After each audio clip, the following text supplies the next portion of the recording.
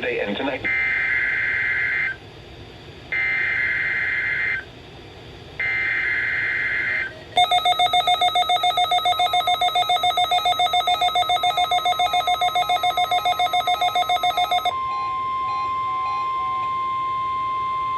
This is a weekly test of the NOAA weather radio warning device. During potentially dangerous weather situations, specially built receivers are automatically activated to warn of the impending hazard. Tests of these receivers normally are conducted by the National Weather Service every Wednesday around noon. When there is a threat of or existing severe weather in the area on Wednesday, the test is postponed until the next good weather day.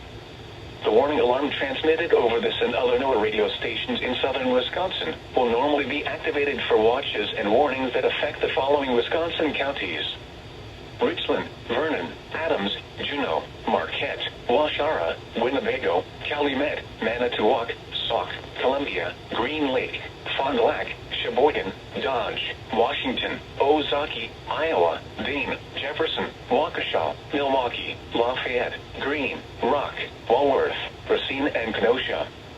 And the following Illinois counties: Stevenson, Boone, Winnebago, McHenry, and Lake. And all adjacent coastal waters of Lake Michigan.